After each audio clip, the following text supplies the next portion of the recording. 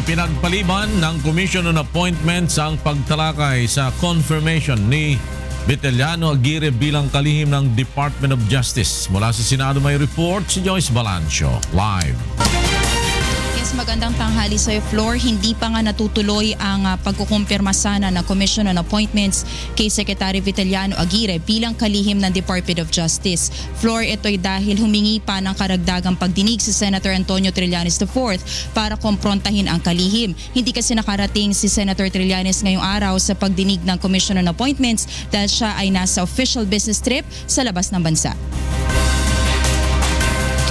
Dalawang written opposition ang inihain sa Commission on Appointments para tutulan ang pagtatalaga ni Pangulong Rodrigo Duterte kay Justice Secretary Vitaliano Aguirre.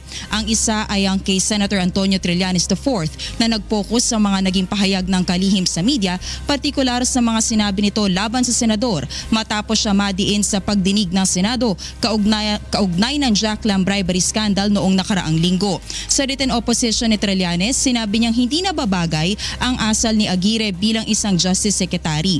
Aniya, hindi rin umano maituturing na impartial, objective at patas ang kalihim dahil sa kanyang binibitawang salita laban sa mga kritiko mula sa politika. Sa pagdinig rin kanina, Floor, kinwestiyon rin ni Representative Rosenda Ann Ocampo ang pambabatikos ng kalihim laban sa Partido Liberal, partikular ang paggamit niya ng terminong dilawan sa mga media interviews. Paliwanag ni Aguirre, ginagamit lamang niya ang terminong ito para tukuyin ang Liberal Party.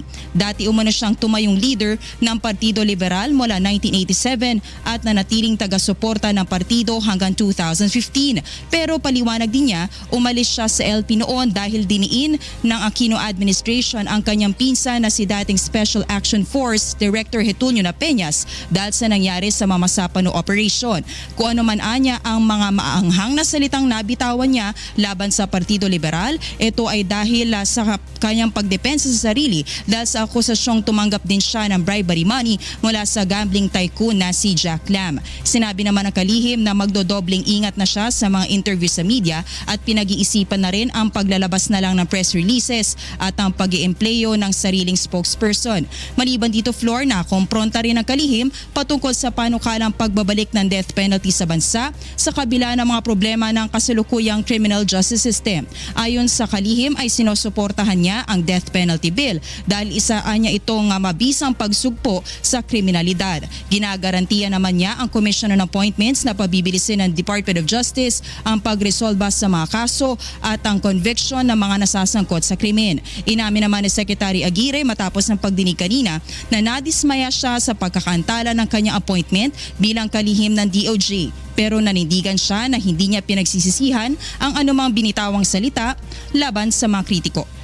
Samantala, Floor, sa February 15, muli ipagpapatuloy itong pagtalakay ng Commission on Appointments sa pagtatalaga nga kay Justice Secretary Vitaliano Aguirre, kung saan inaasahan nating haharap mismo dito sa pagdinig si Senator Antonio Trillanes IV.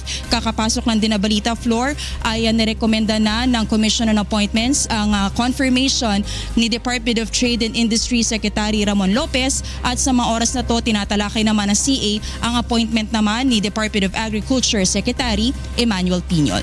Floor? Joyce Balancio, nagulat live mula sa Senado.